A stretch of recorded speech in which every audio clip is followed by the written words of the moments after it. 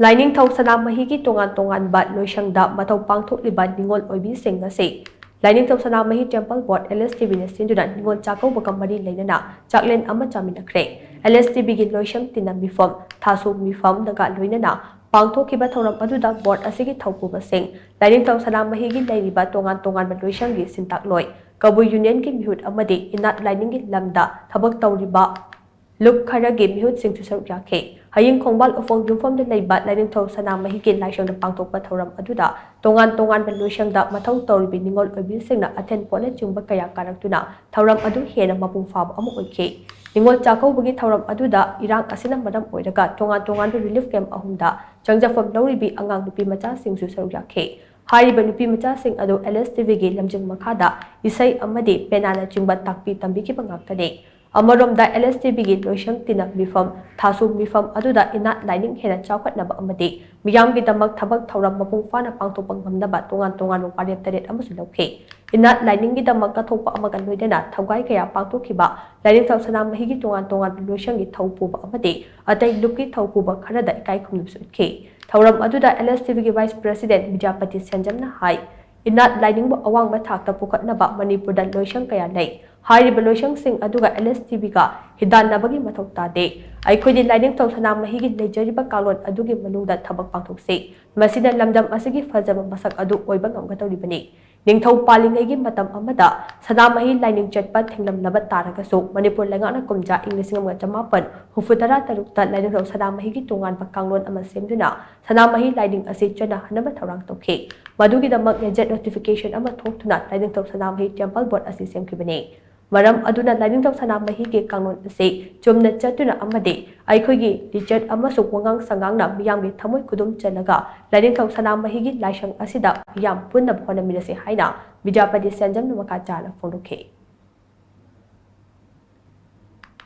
tongan-tonganba sangonda aikhoina sangon kya lauri madudi aikhoina pung isai puthokuna miyamda pungni phajaba uhalli Isaigi Loishangi Fajaraba Isagi content Miam the Tahali Imam Ibisingi tongan-tonganba Dawai Kutek Amade Akogi Ano Saronga Miam the Mangalama Piri Akogi Maibarena Leva Miam the Leva Asigi Yakanava Sondo Kopi Matanga Akogi Maiba Sangak Pasina tongan-tonganba Sangon Loguna Miam the Tedona Akoi Magulase Happy Ribani Aduna Handakti Lai Hara was to Tonarakadorbanina Lai Harauba to Vivatonda, Lainingthou Sanamahi Loishangi,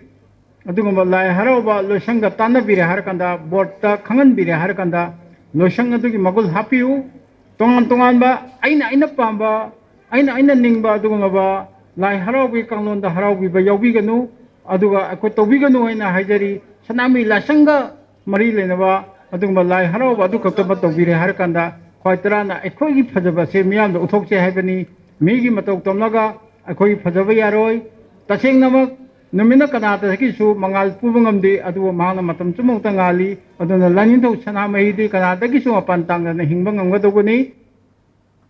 Thauram aduga mari Leinana Lstb Member Secretary Sivadita Luwang hai mifam asing tha amagi thasu numita Lstb na paikhatpa thabak thauram singi afaphata amade aran asoina singba kaya nainabani adubu Ningol Chakkouba kumhaiga mari Leinana board asina kumna tanaraba matu mifam asi ngasigi nongma panba numita oina pangthokpane mahakna makhachana hai Lainingga mari Leinana Laifam sing samgatpa haibase aikhoigi thongdang oise Lainingga mari Leinaba tongan-tongan institute Singda Loinana aikhoigi nat amasung Laining mangda pukhatna bahonase haina mangna makhachana apil chokhe Sai khudingi ahum laksu boina koi handak se pangthok saba dugumba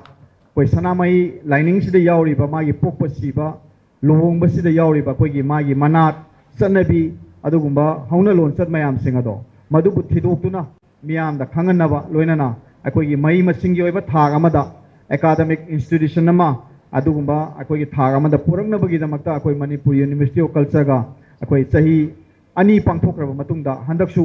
akoi amuk ahum laksu boina pangthokodaba adugumba workshop ni numit 15 ni sumna tathagadaba hairiba workshop sing asi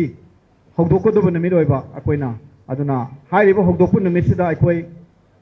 mayam ju punna saru yaba yana ba haidana akoina thasu khudingi pangthokon mifam si akoina ngasi akoi board ki oina khana jarakanda ngasi je akoina khanana Ningol Chakkouba gi su mangoina na koi Chaklen amaga loina na isam sam na pangthok saba du gumba akoi gi thoram ni